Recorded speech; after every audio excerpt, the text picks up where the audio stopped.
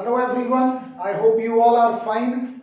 Today we are going to extend our knowledge on AC circuits.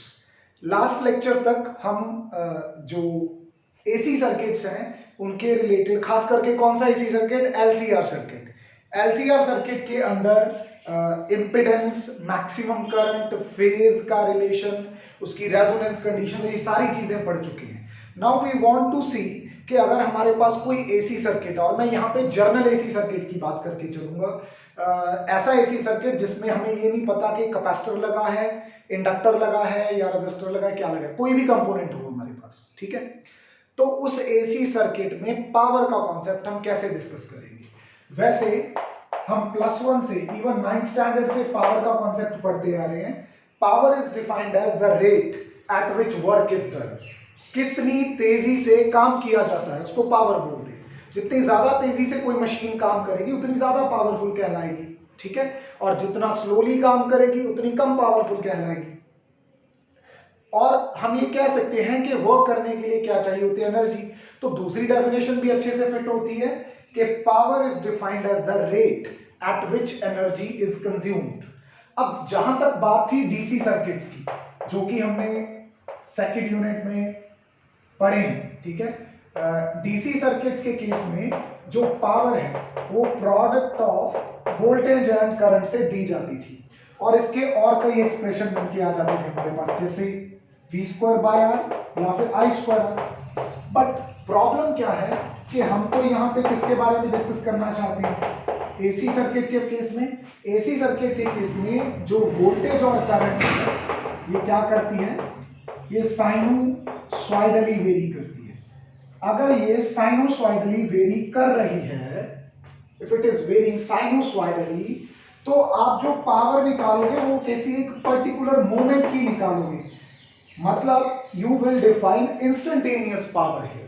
यहां पे तो आप एवरेज पावर डिफाइन कर देते थे. इस केस में, डीसी सर्किट के केस में, जो एवरेज पावर होती थी वही इंस्टेंटेनियस पावर होती थी. क्यों? At every time you get same voltage and same current. But in case of AC, sometimes you get higher voltages, sometimes you get lower voltages, and then reaches to zero and then goes to another direction. Same is the behavior with the current. तो अगर आपका current और potential sinusoidally very कर रहे हैं तो आप जो पावर की वैल्यू निकालोगे वो इंस्टेंटेनियस निकालोगे, और उसी मौके पे जितना सर्किट में ईएमएफ होगा और जितना करंट होगा उसकी प्रोडक्ट देखो. तो यहां पे हम किसको लेते हैं, इंस्टेंटेनियस वैल्यूज. किसको? Instantaneous values. तो आइए शुरू करते हैं. कंसिडर कर लेते हैं कि हमारे पास कोई एसी सर्किट है. उस एसी सर्किट में हमने ईएमएफ अप्लाई किया. कितना? E is equal to E0 sine omega.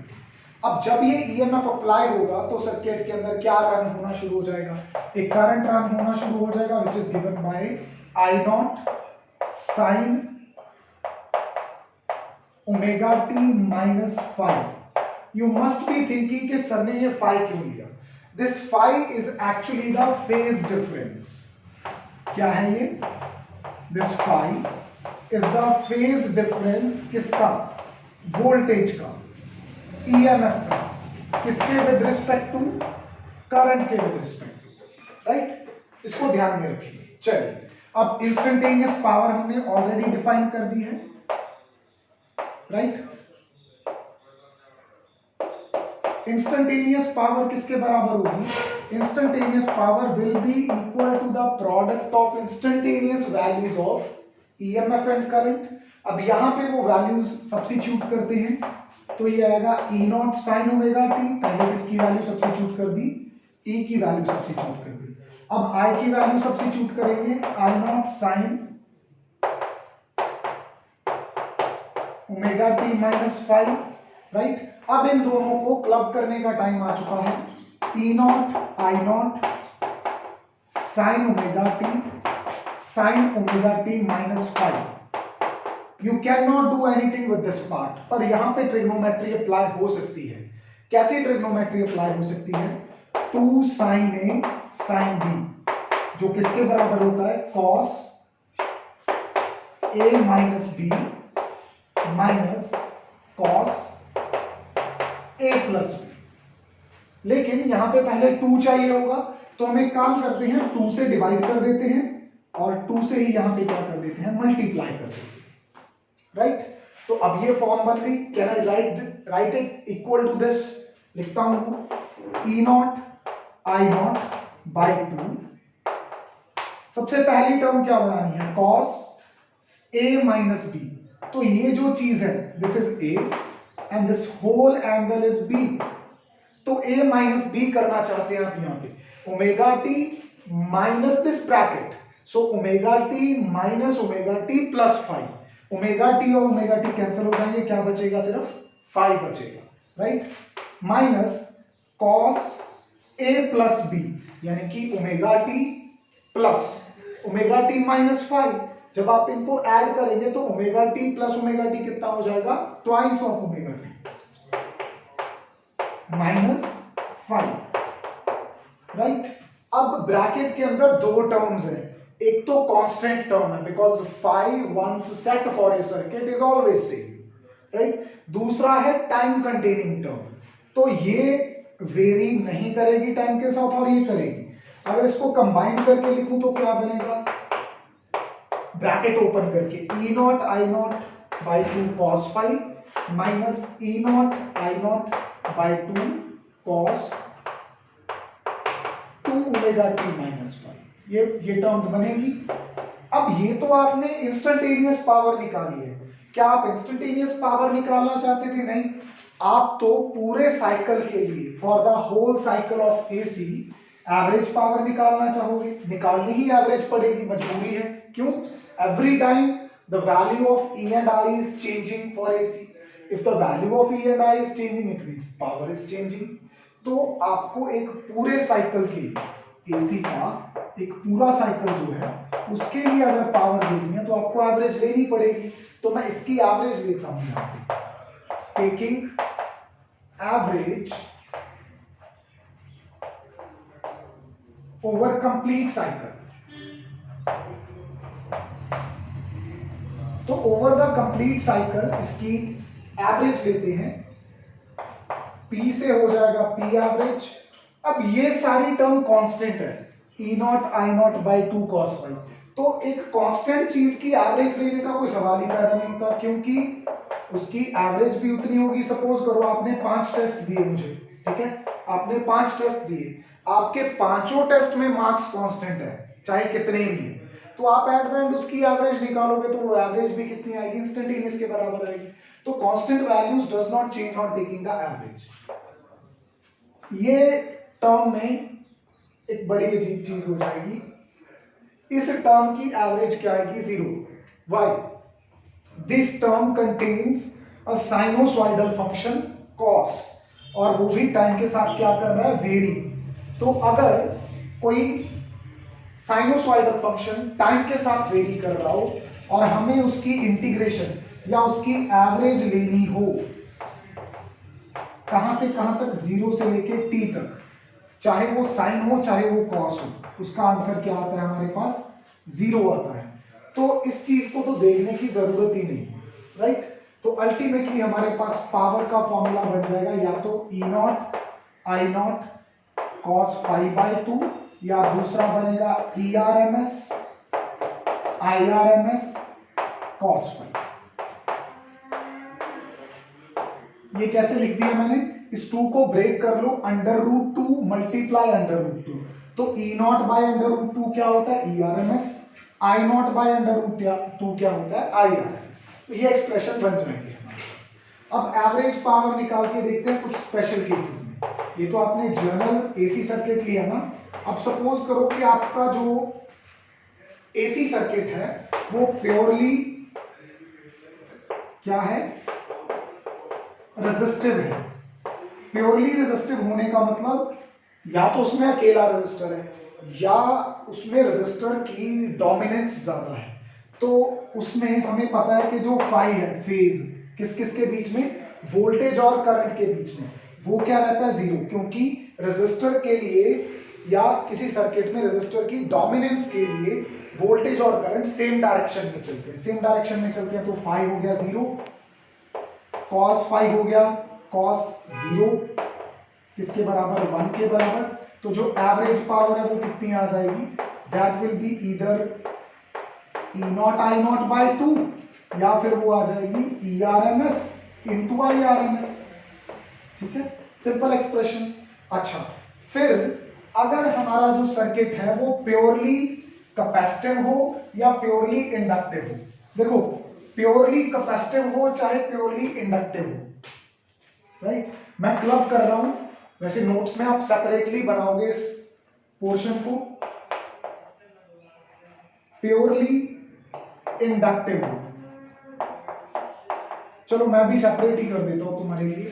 जो प्योरली इंडक्टिव सर्किट होगा, भाई इंडक्टर के केस में बैक ईएमएफ पैदा होता है जो हमारे अप्लाइड ईएमएफ को रिड्यूस कर देता है, तो करंट जो है वो ईएमएफ से 90 डिग्री पीछे चलता है। या आप ऐसा बोल सकते हो कि जो ईएमएफ है वो करंट से 90 डिग्री क्या चलता है, आगे।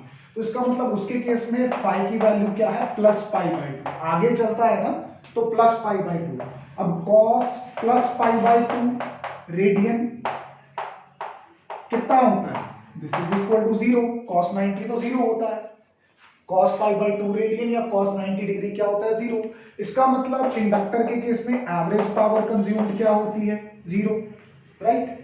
यही रीजन है सबसे बड़ा कि ट्यूबलाइट्स के अंदर इंडक्टर को या जिस सर्किट में आपको करंट कम करना हो तो आप वहां पे रेजिस्टर के कंपैरिजन में इंडक्टर को प्रेफर करते हैं। क्यों, जो रेजिस्टर होगा वो तो कोई ना कोई पावर कंज्यूम करेगा, वो कोई ना कोई पावर कंज्यूम करेगा करंट को रिड्यूस करने के लिए, लेकिन ये जो इंडक्टर है, इंडक्टर करंट को कम भी करेगा और पावर भी कंज्यूम नहीं करेगा। तो क्या फायदा है आपका, यहां पे आपकी एनर्जी का कोई भी पार्ट वेस्ट नहीं जाएगा, राइट। इसी तरह से अगर हमारे पास प्योरली कैपेसिटिव सर्किट हो, राइट, प्योरली कैपेसिटिव सर्किट में कैपेसिटर क्या करता है, जो पोटेंशियल है उसको स्टोर करता है अपने अंदर, तो अप्लाइड पोटेंशियल को बढ़ा देता है, ठीक है। तो करंट जो होता है वो पोटेंशियल से 90 डिग्री आगे चलता है। Current leads the voltage bye a phase angle of pi by 2 radian. तो हम ये भी कह सकते हैं कि वोल्टेज जो होती है वो पीछे चलती है करंट से। अगर वोल्टेज पीछे चलती है करंट से, पीछे कितने डिग्री से, 90 डिग्री से, तो हम ये बोल सकते हैं कि फाई की value minus pi by 2 radian है। तो cos minus pi by 2 radian क्या हो जाएगा, that will be equal to 0। इसका मतलब कैपेसिटर भी अपने अक्रॉस करंट को पास करवाने के लिए कितनी पावर कंज्यूम करता है, 0 पावर कंज्यूम करता है। चौथा, अगर हमारे पास कौन सा सर्किट हो, एलसीआर सर्किट हो, वो भी किस कंडीशन में, एक स्पेशल कंडीशन में, रेजोनेंस कंडीशन। कौन सी कंडीशन में, रेजोनेंस कंडीशन में। रेजोनेंस कंडीशन में जो इंपीडेंस होता है वो रेजिस्टेंस के बराबर हो जाता है। अगर Z is equal to R ही हो गया फिर तो ये वाला केस बन गया। उस केस में cos फाई कितना हो जाएगा, 1 हो जाएगा। यानी कि जो LCR सर्किट है वो कितनी पावर कंज्यूम करेगा करंट को पास करवाने के लिए, E not I not by 2 या फिर ERMS इंटू IRMS।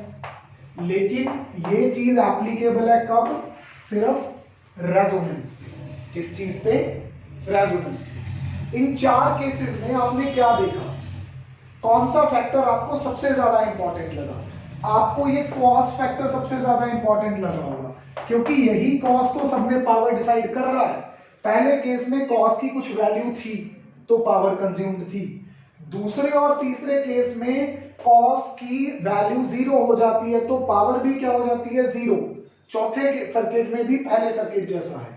तो हम ये कह सकते हैं कि एक एसी सर्किट में जो cos फाई फैक्टर होता है वो पावर डिसाइडिंग फैक्टर होता है। तो इस cos फाई फैक्टर को लास्ट ईयर तक हम पढ़ते थे, इस साल ये सिलेबस से डिलीट हो गया है। इसको बोलते हैं पावर फैक्टर। क्या बोलते हैं, पावर फैक्टर। किसके बराबर होता है, power factor is equal to average power over ERMS into IRMS। ये पावर फैक्टर डिसाइड करता है कि किसी सर्किट के अंदर करंट को पास करवाने के लिए कितनी पावर कंज्यूम होगी, राइट। इसको पावर फैक्टर से जानते थे। और हम देखते हैं कि इंडक्टिव और कैपेसिटिव सर्किट में पावर फैक्टर का वैल्यू क्या होता है, 0। अगर इंडक्टिव और कैपेसिटिव सर्किट में पावर फैक्टर की वैल्यू 0 है, तो इसका मतलब इंडक्टिव और कैपेसिटिव सर्किट में एसी को पास करवाने के लिए हमें कोई पावर खर्च नहीं करनी पड़ेगी। और ऐसा करंट जो बिना कोई पावर खर्च करवाए किसी सर्किट में से गुजरता है उसको वॉटलेस करंट बोलते हैं। क्या बोलते हैं? वॉटलेस करंट, क्योंकि वो कोई पावर, कोई वॉट कंज्यूम ही नहीं कर रहा है गुजरने के लिए वहां से। इस बार ये दोनों टॉपिक्स, एक तो वॉटलेस करंट और दूसरा पावर फैक्टर, सिलेबस से डिडक्ट हो गए हैं, तो फिर भी आप इनको ध्यान में रखेंगे, कहीं कहीं इंपॉर्टेंट हो सकते हैं। और इसके रिलेटेड कुछ न्यूमेरिकल प्रॉब्लम्स आप लोगों को मिलेंगी, वो आप कर सकते हैं। ठीक है, चलो कोई भी बुक उठा लीजिए, उसमें आपको इसके रिलेटेड न्यूमेरिकल प्रॉब्लम्स मिलेंगी, वहां से आप कर सकते हैं। अच्छा, आज का जो लास्ट टॉपिक मैं आपके साथ डिस्कस करूंगा उसका एक रूप आपने देखा हुआ है। जैसे मैं बात करूं इलेक्ट्रोस्टैटिक्स की, इलेक्ट्रोस्टैटिक्स में हमने कैपेसिटर के बारे में पढ़ा था। कैपेसिटर क्या है? एक चार्ज स्टोरिंग डिवाइस है, या हम कह सकते हैं कि वो एनर्जी स्टोर करता है, किसके रूप में? चार्ज के रूप में। तो कैपेसिटर जो है वो अपने अंदर एनर्जी स्टोर करता है, किस रूप में? इलेक्ट्रिक फील्ड के रूप में। ठीक है, इसका एक्सप्रेशन भी हमें याद है, हाफ CV² था। ठीक है, और इसकी जो एनर्जी, ये तो इसकी हो गई पोटेंशियल एनर्जी, इसकी पोटेंशियल एनर्जी डेंसिटी क्या थी? Half epsilon not E²। हमें ये दोनों एक्सप्रेशन याद है, potential energy and potential energy per unit volume, दोनों एक्सप्रेशन हमें पता है। तो हमें पता है कि जो कैपेसिटर है वो इलेक्ट्रिक फील्ड के रूप में एनर्जी को क्या करता है? स्टोर करता है, राइट। तो अब हम ये देखना चाहते हैं कि जो इंडक्टर है, इंडक्टर भी एनर्जी स्टोर करता है, लेकिन वो किस रूप में स्टोर करता है? मैग्नेटिक फील्ड के रूप में। तो इंडक्टर की पोटेंशियल एनर्जी का एक्सप्रेशन क्या होगा? हम यहां पे देखना चाहते हैं energy stored in an inductor. किसी इंडक्टर के अंदर कितनी एनर्जी स्टोर होती है? आप सपोज कर लो कि आपके पास एक इंडक्टर है, we have an inductor with us, इसको हमने किसी एसी के साथ कनेक्ट किया, राइट। जब यहां से इसको कोई ईएमएफ अप्लाई होगा, कितना? E0 sin ओमेगा टी, तो इसके अंदर एक करंट दौड़ने लगेगा। वो करंट जब इंडक्टर में से पास करेगा, और वो वेरिएबल करंट है क्योंकि एसी सोर्स है, तो इंडक्टर के अंदर एक बैक ईएमएफ पैदा हो जाएगा, कितना? -L di/dt। और ये बैक ईएमएफ इस ईएमएफ को क्या करेगा? अपोज करेगा। लेकिन ये ईएमएफ तो मास्टर ईएमएफ है, इसी को तो चलाना है सब। तो इस सोर्स को इस बैक ईएमएफ के अगेंस्ट जाके, इसके विरोध में जाके करंट को सर्किट में क्या करवाना होगा? पास करवाना होगा। तो लेट्स से कि हमने इतना ईएमएफ अप्लाई किया, उससे ये करंट पैदा हुआ, इस करंट की वजह से ये बैक ईएमएफ पैदा हुआ। अब अप्लाइड सोर्स को, इस सोर्स को इस बैक ईएमएफ के अगेंस्ट जाके सर्किट में करंट चलाना होगा। तो हम यहां पे कह सकते हैं